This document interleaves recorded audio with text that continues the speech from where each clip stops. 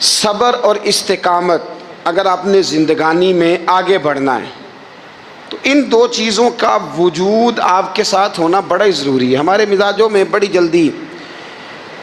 جلدی بے صبری آ جاتی ہے، پائے سے بات نہیں ہوتے، کسی بات میں ٹھہراؤ نہیں ہوتا، طبیعت کے اندر وہ والا مزاج نہیں ہوتا جو انسان کو آگے لے کے چلتا ہے، جو اس کو آگے بڑھاتا ہے۔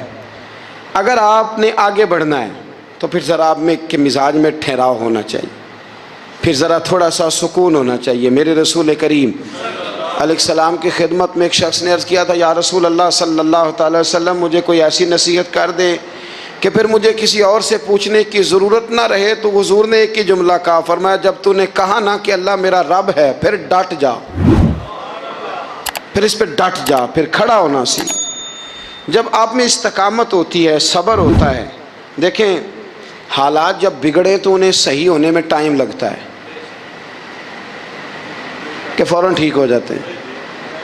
آپ بیمار ہو گئے، تکلیف ہوئی، کوئی آپ کو بیماری لگ گئی، آپ ڈاکٹر صاحب کے پاس گئے، انہوں نے آپ کو دیکھا، ٹریٹمنٹ کی، پھر دوائیاں لکھیں، پھر انہوں نے آپ کو کہا کہ آپ کو 1 ہفتہ یا 1.5 ہفتہ دوائی کھانی ہے، یہ ایک شربت کی شیشی ہے، یہ ایک بوتل ہے، یہ ایک سیرپ ہے، 1 چمچ صبح 1 شام، اور پورا ہفتہ آپ نے استعمال کرنا ہے۔ اب آپ تو کہہ رہے تھے کہ میں نے ابھی ٹھیک ہونا ہے گھنٹے کے بعد، تو سارا نہ پی لوں، سیرپ سارا نہ پی لوں ابھی، اور 1.5 ہفتے کی دوائی ابھی نہ کھا لوں، تھوڑی تھوڑی کر کے بھی تو کھانی ہے نا، ساری کٹھی نہ کھا لوں، ہو جائیں گے ٹھیک؟ کیا خیال ہے آپ کا؟ نہیں ہوں گے۔ کیوں؟ اس لیے کہ جس ترتیب سے ڈاکٹر نے آپ کو بتلایا ہے، آپ کا وجود اسی ترتیب سے اسے قبول کرے گا۔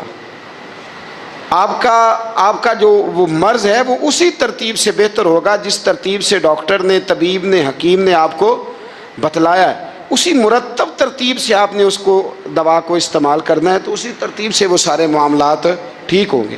اب آپ کا تو منشا تھا کہ میں نے سویرے فوراً اٹھنا ہے اور میں نے دوا کھانی ہے تو میں نے فٹافٹ ٹھیک ہو جانا ہے، تو بھئی یہ آپ کی منشا تو ہے، لیکن حکمت کا تقاضا یہ نہیں ہے۔ حکمت کا تقاضا یہ ہے کہ آپ کو 1 گولی کھانی ہے، 1 چمچ سیرپ کا پینا ہے، آپ کو مناسب پرہیز کرنا ہے، اس کے بعد جا کے آپ کی طبیعت ٹھیک ہوگی۔ لیکن اگر آپ کا یہ پروگرام بن گیا ہے کہ نہیں میں نے تو شام کو ہی ٹھیک ہونا ہے، تو یہ ممکن ہے نہیں ہے۔ اس کے لیے آپ کو ذہنی طور پر تیار ہونا چاہیے، آپ کو سمجھنا چاہیے کہ بہت ساری چیزیں ایسی ہوتی ہیں جنہیں وقت دینا پڑتا ہے، بہت سارے حالات ایسے ہوتے ہیں جنہیں ٹائم دینا پڑتا ہے، وہ اپنے وقت پر جا کے چیزیں درست ہو جاتی ہیں۔ لیکن ہم چاہتے ہیں کہ ہم ابھی کریں، سویرے کریں، شام کریں، وہ کئی دفعہ صحیح کرنے کی بجائے ماحول کو ہم خراب کر لیتے ہیں۔ انہیں وقت دیں، انہیں ٹائم دیں، انہیں موقع دیں۔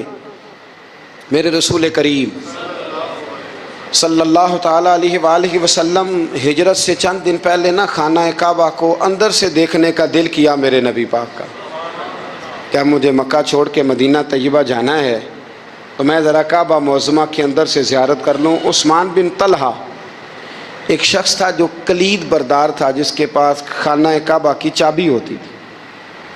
حضور صلی اللہ تعالیٰ علیہ وسلم نے اس سے کہا کہ بھائی چابی ذرا دے دو، میں خانہ کعبہ کے اندر سے زیارت کرنا چاہتا ہوں۔ کہنے لگا کوئی اور ہوتا تو میں دے دیتا، آپ کو نہیں دوں گا، معاذ اللہ ثم معاذ اللہ۔ میرے رسول پاک کی بات نہ ستارے بھی مانتے ہیں، چاند بھی مانتا ہے، سورج بھی مانتا ہے۔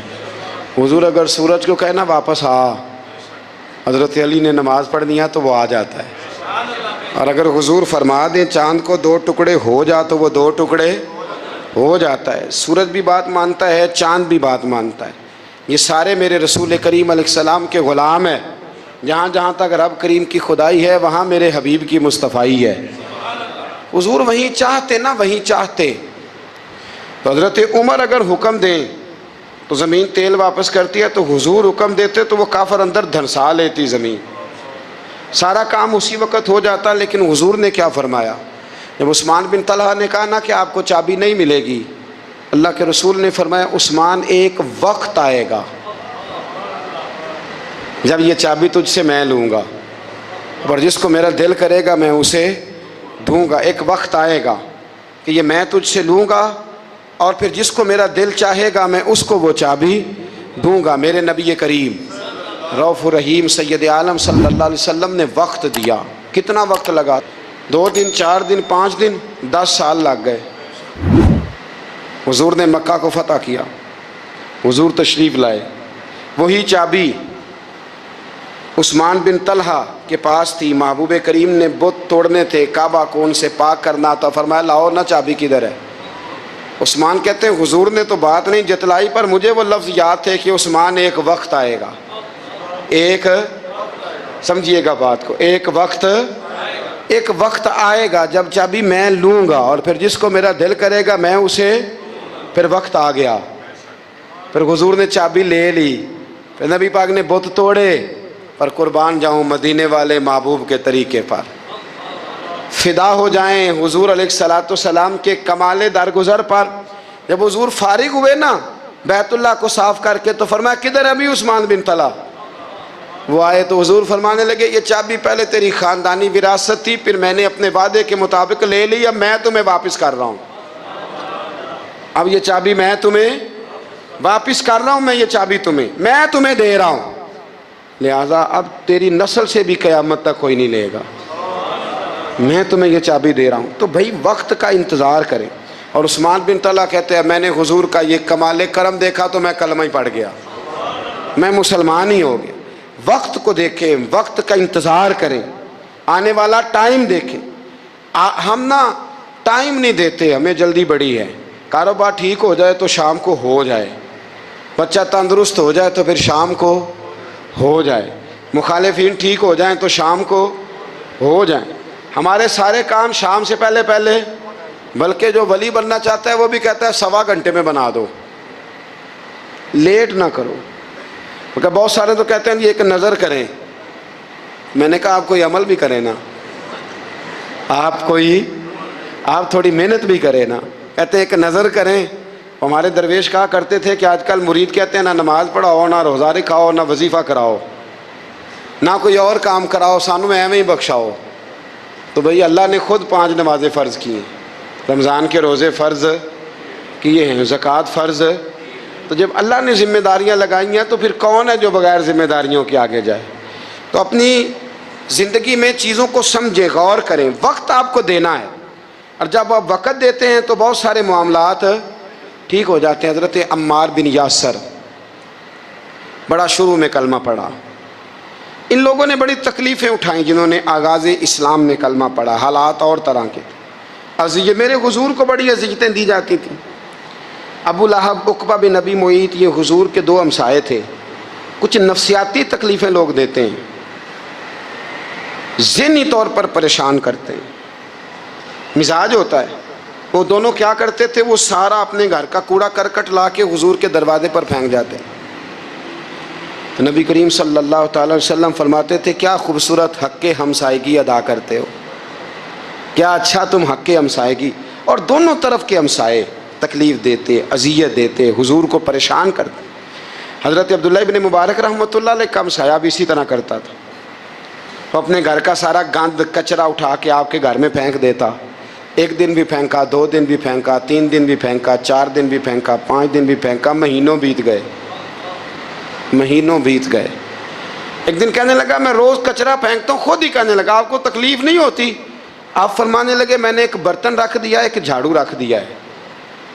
جب تو کچرا پھینکتا ہے تو میں اٹھا کے باہر پھینک آتا ہوں. اب تو بند نہ کرنا، اس لیے کہ مجھے عادت ہو گئی ہے.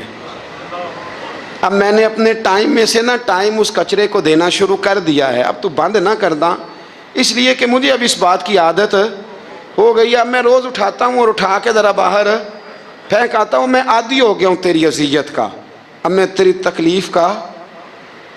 آپ میں سے بہت سارے لوگ شہروں کے رہنے والے ہیں. ہمارے دیہاتوں میں یہ ہوتا تھا کہ کسی بوڑھے بابے کو نا بچے چھیڑتے تھے، کبھی کبھی غلط کرتے تھے، ایسا کرنا نہیں چاہیے، لیکن بزرگ کو چھیڑتے تھے، تنگ کرتے تھے. کبھی وہ بچے نہ چھیڑتے تھے تو بزرگ خود کہتے تھے کہاں مر گئے آج سارے. اصل میں وہ پیار ہوتا تھا، وہ پیار لگ جاتا تھا، بتاتے نہیں تھے. لیکن علاقے کے بچوں کے ساتھ نا وہ غصہ ہوتا تھا، وہ چھیڑتے تھے. لیکن نا کئی دفعہ کوئی بندہ دشمنی کرتا ہے تو بندے کو اللہ کے قریب کر دیتا ہے. سجدے کا ذوق بڑھ جاتا ہے، عبادت کا مزاج بڑھ جاتا ہے، انسان کی طبیعت کے اندر خاص قرب آتا ہے. حضرت عمار بن یاسر رضی اللہ تعالیٰ عنہ فرماتے ہیں کہ بڑی تکلیف دیتے. حضرت عمار بن یاسر رضی اللہ تعالیٰ عنہ کی جو والدہ ہیں وہ اسلام کی پہلی شہیدہ ہیں. حضرت سمیہ ان کا نام تھا، اسلام کی پہلی شہیدہ. ان کے زیر ناف ابو جہل نے نیزہ مار کے انہیں شہید کر دیا. حضرت عمار بن یاسر رضی اللہ تعالیٰ عنہ فرماتے ہیں کہ میرے والد کو اتنی تکلیفیں دی گئیں کہ وہ ان اذیتوں کی وجہ سے ہی دنیا سے پردہ کر گئے. حضرت عمار بن یاسر کو خود کافر اتنا مارتے تھے کہ وہ اپنے حواس کھو بیٹھتے تھے اور ایسی باتیں کرتے تھے کہ سمجھ نہیں آتی تھی کہ یہ عمار بن یاسر بول رہے ہیں. اتنی سخت اذیت دیتے، اتنی سخت. دکھ قبول محمد بخشا، راضی رہن پیارے. دکھ قبول محمد بخشا، بس راضی رہن. اتنی تکلیف دیتے کہ حضرت عمار بن یاسر حواس کھو بیٹھتے، تکلیف میں آتے. بڑا سہا، بڑا برداشت کیا. ایک دن میرے رسول پاک تشریف لائے اور حضور نے کہا او آل یاسر میں تمہیں مبارک دینے آیا ہوں، رب کریم نے تمہارے لیے جنت میں مکان بنا دیے ہیں.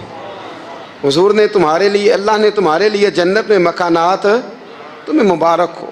تمہاری اذیتیں، تمہاری تکلیفیں، تمہارے درد، تمہاری راتیں کام آ گئیں. مالک نے تمہارے لیے مکانات بنا دیے ہیں، حالات ٹھیک کر دیے ہیں، طبیعتوں میں بہتری آ گئی ہے. میرے محبوب کریم رؤوف الرحیم سید عالم نور مجسم شفیع معظم آقا دو عالم صلی اللہ تعالیٰ علیہ وسلم نے انہیں خوشخبری سنا دی. حضرت عمار کہتے ہیں پھر حالات بدلے. پھر میں نے جو مجھے اذیتیں دینے والے تھے میں نے انہیں گڑھوں میں گرتے دیکھا. آپ فرماتے ہیں ابو جہل کی لاش اٹھانے والا بھی بدر میں کوئی موجود نہ تھا، اور ابو لہب جو مجھے تکلیفیں دیتا تھا وہ مکے کے چوک میں مرا ہوا پڑا تھا، پر کوئی اس کے قریب جانے والا بھی موجود نہ تھا، کوئی نہیں تھا. آپ فرماتے ہیں وہ حالات بھی. حضرت عمار کا اپنا کیا حال ہوا؟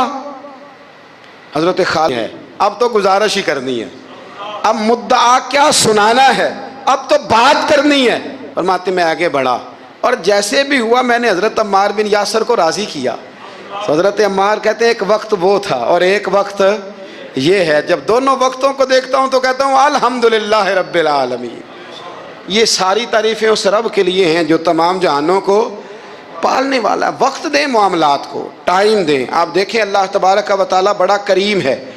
وقت کے ساتھ جب چیزیں تبدیل ہوتی ہیں اپنے ٹائم کے. حضرت بلال حبشی رضی اللہ تعالیٰ، بڑا مشکل نہیں، اکیلا آدمی، غریب آدمی، مکے کے سارے سرداروں کے قابو آ گیا.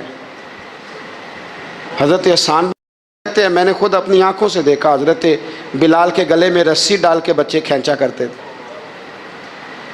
یار خاصا مشکل کام نہیں. امیہ بن خلف ڈنڈوں سے مارتا ہے، آپ کے ہاتھ اور پیر چارپائی کے نیچے رکھ کے تو اوپر بیٹھے رہتے بڑی بڑی دیر. بڑی تکلیف نہیں، بڑی اذیت نہیں. لیکن حضرت بلال حبشی فرماتے ہیں پھر میں نے وہ سارے دکھ مٹتے دیکھے. وقت بیت گیا. وہی امیہ بن خلف ایک دن گھوڑے پہ تھا، گھوڑے اپنے کو تیار کر رہا تھا، لگام ڈال رہا تھا. حضور علیہ السلام گزرے تو فرمایا کیا کر رہے ہو؟ کہنے لگے اس گھوڑے پر بیٹھ کے آپ کو شہید کروں گا. تو حضور فرمانے لگے تیاری کر لے، تجھے قتل میں نہیں کرنا ہے. پھر جنگ کے موقع پہ نا ہلکی سی خراش لگائی رسول پاک نے اسے یہاں گلے پہ. تڑپتا تھا، روتا تھا، سسکتا تھا. لوگ کہتے تھے امیہ کیا ہو گیا، اتنا سیانہ بندہ یہ کیا کرتا ہے؟ تو کہنے لگا تمہیں پتہ نہیں مجھے تکلیف کتنی ہے. ضرب تو چھوٹی ہے پر تمہیں پتہ نہیں لگائی کس نے ہے تو چھوٹی پر تمہیں خبر نہیں کہ لگائی کس نے ہے، کس نے یہ ضرب لگا دی ہے. پھر تڑپ کر سسک کر مرا. حالات بدل جاتے ہیں، حالات میں تبدیلیاں آ جاتی ہیں. ہم وقت نہیں دینا چاہتے. ہمارے اندر جو حوصلے کی کمزوری ہوتی ہے، ہمارے اندر جو وہ ایک بہت بڑا معاملہ ہوتا ہے کہ کسی بھی طریقے سے یہ معاملہ ختم ہو، کسی بھی طریقے سے شفا ہو، جلد از جلد ہم اس بات سے نکلیں، تو یہ بات ہماری درست نہیں ہے. ہمیں وقت دینا چاہیے. حضرت سیدنا عاصم بن ثابت بن قیس بخاری میں بھی موجود ہے اور بھی بہت ساری کتب میں یہ روایت موجود ہے. حضرت عاصم بن ثابت بن قیس رضی اللہ تعالیٰ عنہ آپ نے نا جنگ احد میں بڑی دلیری کے ساتھ آپ لڑے تھے. 2 لوگوں کو آپ نے قتل کیا تھا, مصافے اور حارث کو. ان کی والدہ سلافہ بنت سعد. سلافہ بنت سعد بڑی مالدار عورت تھی, بڑی تیز تھی. اس نے قسم کھائی تھی کہ میرے 2 بیٹے چونکہ حضرت عاصم بن ثابت نے قتل کر دیے. اس نے قسم کھائی تھی کہ میں نا معاذ اللہ انہیں قتل کراؤں گی اور ان کی گردن اترواؤں گی اور ان کی کھوپڑی میں شراب بھر کے پیوں گی. جملے بولنے والے کئی دفعہ بڑا ہی بول جاتے ہیں.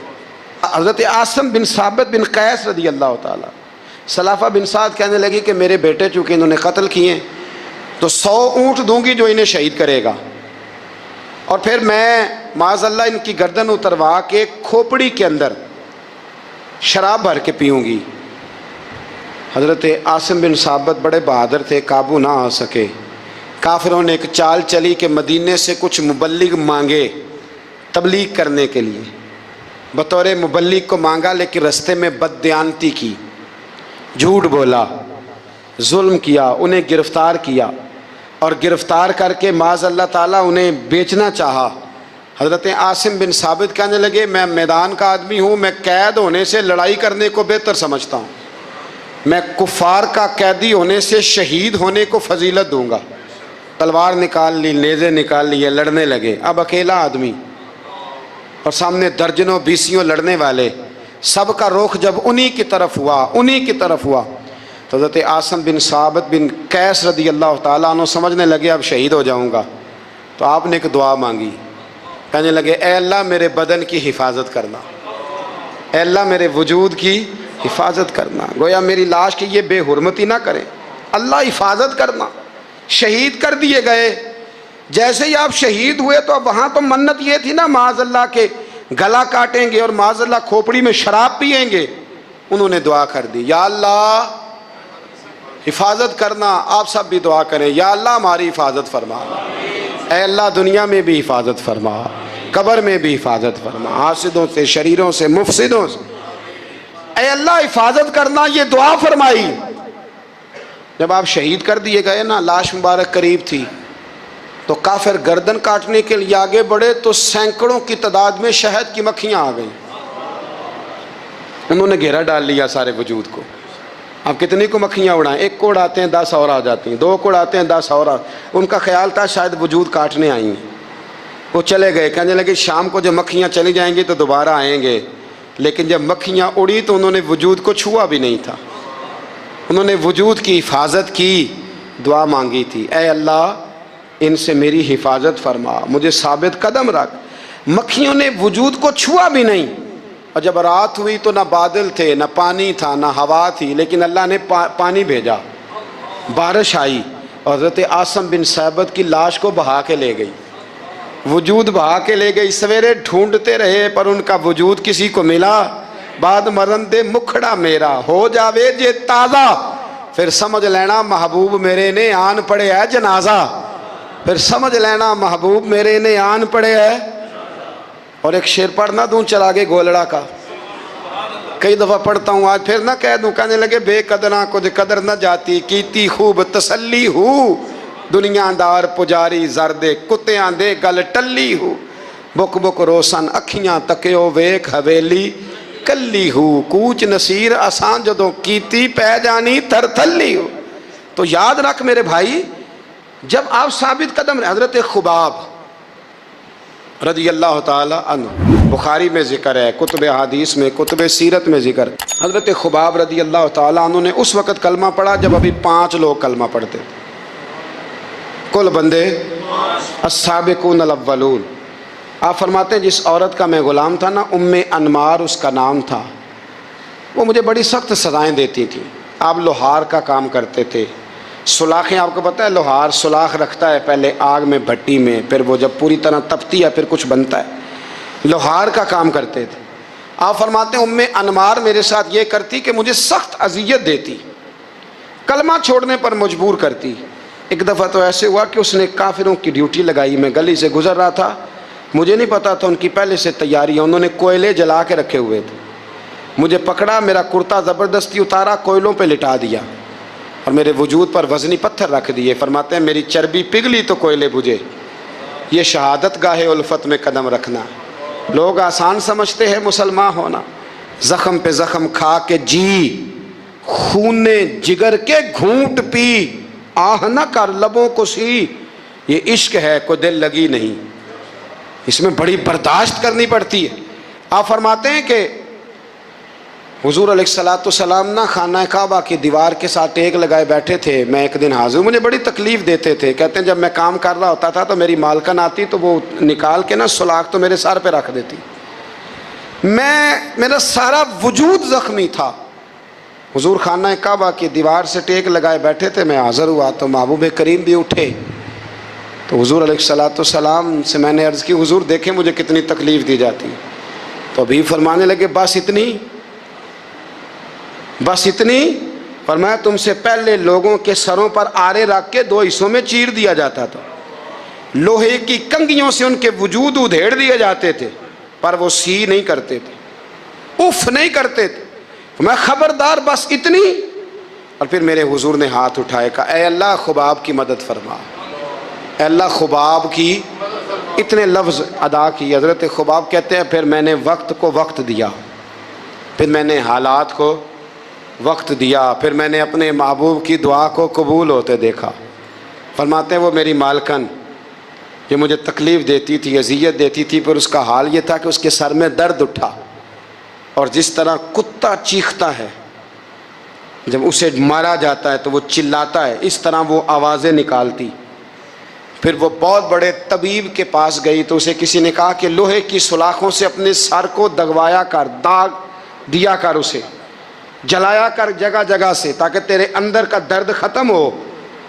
تو آپ فرماتے ہیں پھر لوگوں میں نے صبر اور استقامت کا رزلٹ دیکھا کہ وہ جو مجھے بطور سزا میرے سر پہ سلاخیں رکھتی تھی، پھر وہ بطور دوائی منگانے لگی. میں سلاخ گرم کر کے لاتا اس کے سر پہ رکھتا. فرماتے ہیں پھر اسے سکون ہوتا، پھر وہ تڑپتی.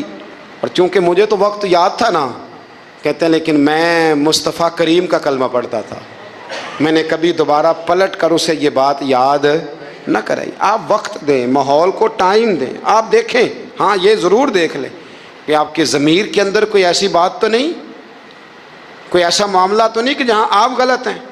اور اگر ایسا نہیں پھر آپ وقت دیں آنے والے اسباب کو. ہم نہ بڑی جلدی ہے، ہمیں دعا کرائی ہے تو آج شام تک مسئلہ ٹھیک ہونا چاہیے، دعائی کھائی ہے تو طب یہ شام تک ٹھیک ہونی چاہیے.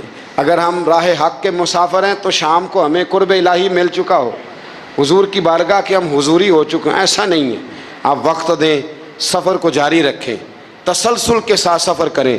سفر کے لیے جتنے اسباب کی ضرورت ہے وہ سارے اکٹھے کریں، محنت پوری کریں، جدوجہد پوری کریں، ہمت پوری کریں، لیکن پھر نتیجہ اپنے رب کریم پہ چھوڑ دیں. شخص تھا عمر بن عبد ود، نمبر سال کا پورا.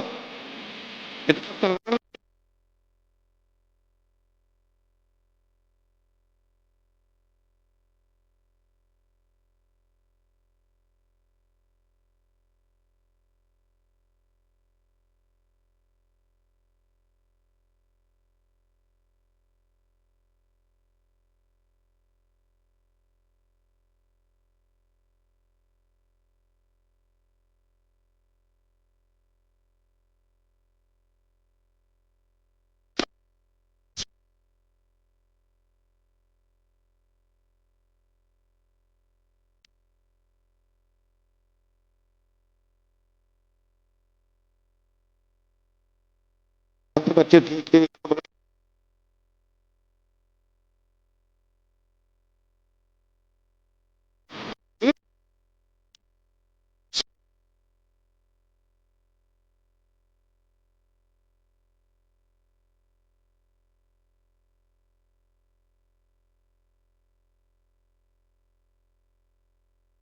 جب اس نے للکارا تو بہت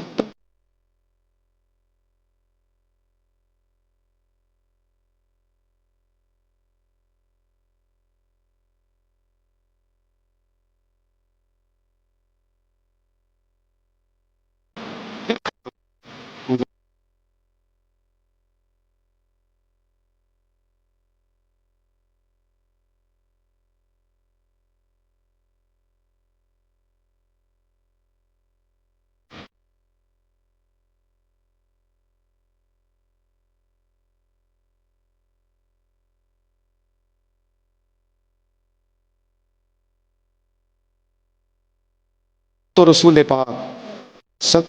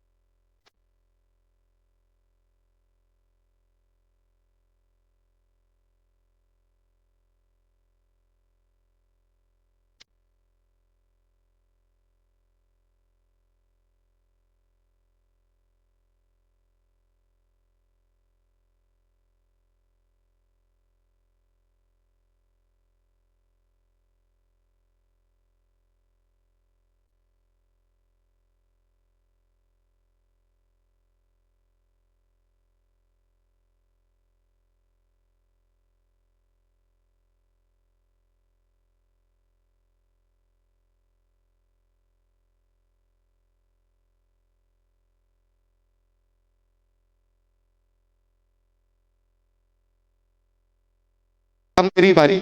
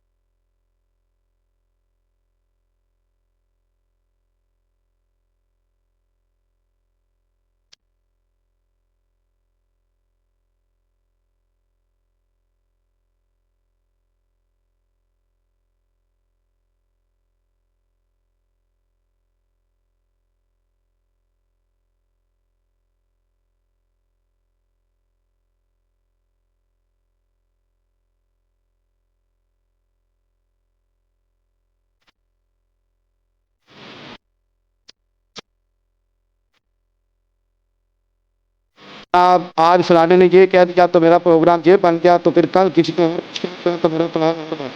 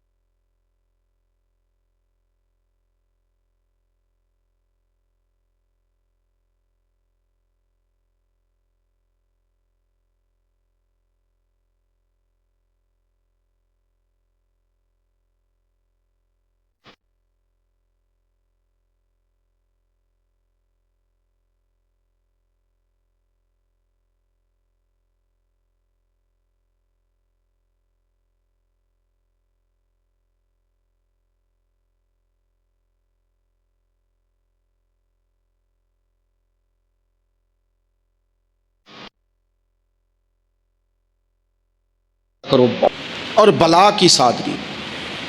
جوانوں، سادہ زندگی آسان ہوتی ہے. یہ جو زیب و زینت والی زندگی ہے یہ مشکل بڑی ہے. آپ یقین کریں جن لوگوں نے کپڑے پہننے ہیں نا پردے کے لیے وہ بڑے سوکھے ہیں، جو بھی مل گیا پہن لیا. اور جنہوں نے دکھانے کے لیے پہننے ہیں وہ بڑی مصیبت ہے کہ یار میں نے اتنا مہنگا جوڑا پہنا ہے، کسی نے تعریف ہی نہیں کی. کوئی تعریف کر دے تو پھر کہتے ہیں دیکھا نا آنکھیں چندھیا گئی نا دیکھ کے، اور نہ کرے تو کہتے ہیں جل ہی گیا ہے پورا، ایک جملہ نہیں بول سکا. چونکہ مزاج ہے نا. یہاں جو آدمی کھیت سے اٹھ کے آیا نا چارہ کاٹتا، تو اس کو جہاں بھی موقع ملے گا اس نے بیٹھ جانا ہے، جمعہ پڑھنا نکل جانا ہے. اور جس بچے نے 4-5 ہزار بالوں والوں کو دیا ہے نا سیدھے کر دے ذرا میرے، وہ بڑا پریشان ہے کہ میں نے اتنی محنت کی ہے کسی بندے نے دیکھا بھی نہیں. سادہ زندگی آسان ہوتی ہے، بندہ سوکھا رہتا ہے. اور جو تکلفات والی زندگی ہے، لوگ تعریف کریں لوگوں سے کچھ، وہ مشکل ہے. حضرت مولا علی اتنی حکمت، اتنی دلیری، اتنے بڑے آدمی، لیکن ایک دن نا نبی پاک صلی اللہ تعالیٰ علیہ وسلم کو پتہ چلا کہ حضرت فاطمہ زہرا میں اور جناب علی میں کسی بات میں رائے کا اختلاف ہوا ہے. تو حضرت علی ناراض ہو کے چلے گئے، حضور ڈھونڈنے نکلے. یہ بخاری میں موجود ہے. سرکار ڈھونڈنے نکلے تو دیکھا کہ حضرت علی نا مسجد نبوی کے ساتھ ننگی زمین پر ایک چادر بچھائی تھی. تو وہ جب سوئے حضرت علی تو آپ نے کروٹیں بدلی تو چادر بھی تھوڑی سی رک گئی، تو سارے کپڑوں کو مٹی لگی ہوئی ہے اور آرام سے حضرت مولا علی شیر خدا آرام کر رہے ہیں. میں جوانوں آپ سے کہتا ہوں یہ زندگی سوکھی ہوتی ہے.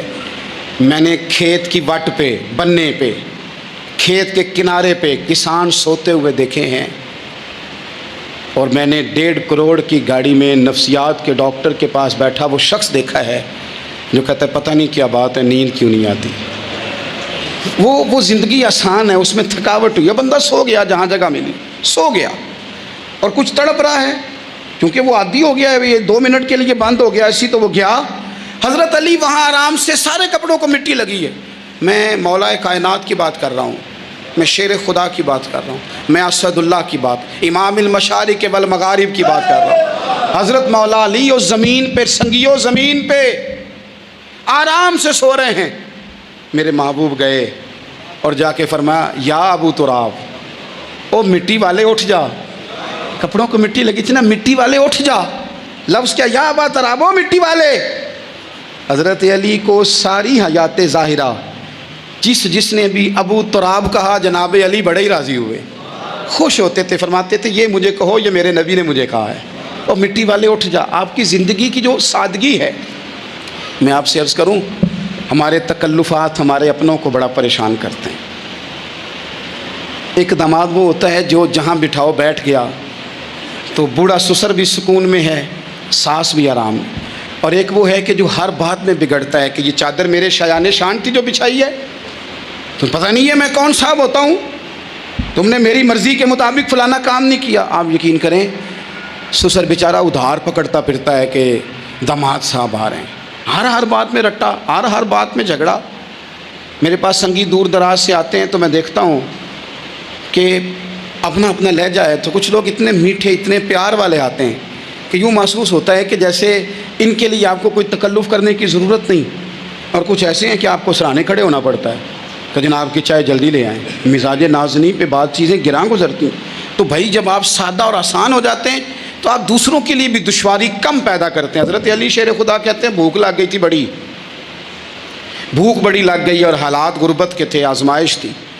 تو فرماتے ہیں کہ میں نے سوچا مزدوری نہ کر لیں. ہم کیا کرتے ہیں، جو زیادہ غریب ہے وہ مانگ لیتا ہے، جو درمیانے طبقہ ہے وہ ادھار لے لیتا ہے.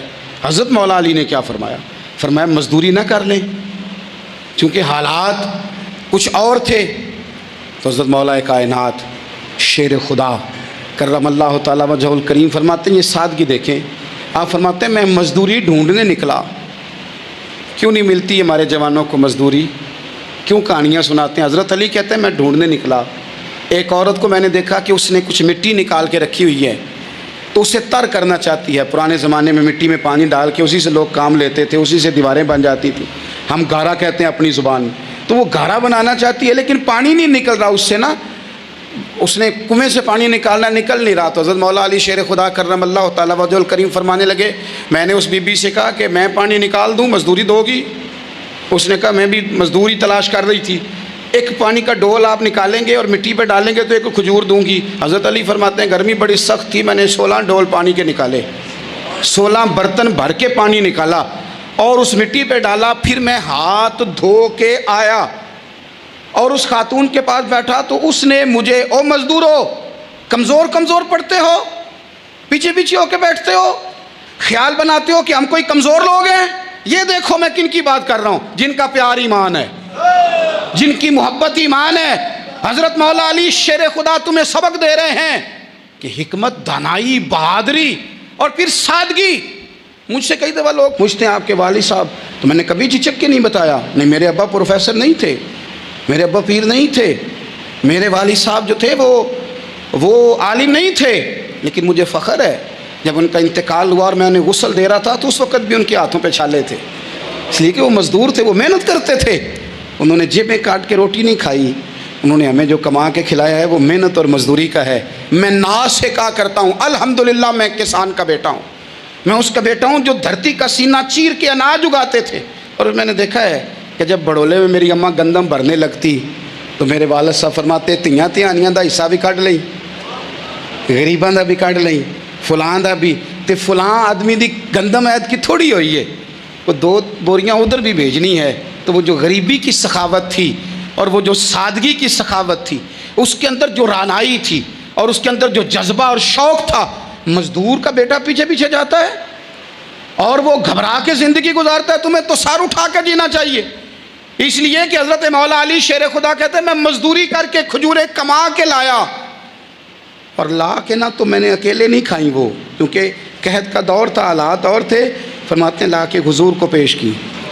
میں نے کہا حضور یہ کھجوریں ہیں، تو کریم نے پوچھا کہاں سے آئی ہیں؟ میں نے عرض کی حضور بھوک بڑی لگ رہی تھی تو مزدوری کے لیے نکلا، تو ایک عورت نے اپنے مٹی کو پانی لگانا تھا تو میں نے محنت کر کے یہ 16 کھجوریں کھائی ہیں۔ تو کہتے ہیں حضور زمین پہ بیٹھے تھے، مجھے بھی ساتھ بٹھا لیا، کھجوریں ہم نے وہاں رکھ لیں، بڑے شوق سے میٹھی میٹھی باتیں بھی ہونے لگیں۔ یہ تو جو لوگ روز کھاتے ہیں نا گوشت، وہ تو نخرے کرتے ہیں، کہتے ہیں وہ جناب یہ ذرا یہ چیز مجھے ہضم نہیں ہوتی، کولیسٹرول ہے فلان، پیچھے لے جاؤ پیچھے۔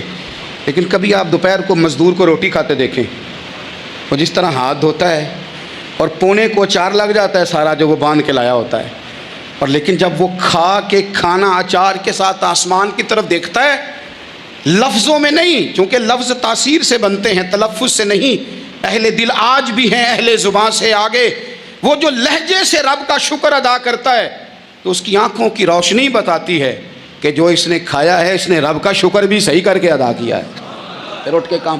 تو حضرت مولا علی شیر خدا کہتے ہیں حضور نے مجھے وہیں بٹھا لیا اور رغبت سے کھجوریں کھانے لگے۔ ایسا کوئی محبوب کہیں ہوگا نہ کہیں ہے، دیکھو بیٹھا ہے چٹائی پہ مگر عرش نشیں ہے، اور ملتا نہیں کونین کو کیا کیا تیرے در سے، ایک لفظ نہیں ہے جو تیرے لب پہ نہیں ہے۔ اپنی زندگی میں یہ 3 باتیں اپنائیں، ایک تو حکمت کے ساتھ دانائی، مزاج جارحانہ نہ بنائیں، جارحانہ مزاج سے کچھ بیوقوفوں کو تو متاثر کیا جا سکتا ہے، فہم و فراست والے لوگوں کو متاثر نہیں کیا جا سکتا۔ جارحانہ مزاج نہیں، حکمت والا، دانائی والا، معاملہ فہمی والا مزاج بنائیں۔ اور دوسرا، کمزور نہیں پڑے زندگی میں، اپنے آپ کو خود حوصلہ دیں، اپنے آپ کو حوصلے میں ہوں گے تو آپ کے ارد گرد لوگ تسلی میں ہوں گے، آپ اپنے مزاج میں دلیری لائیں۔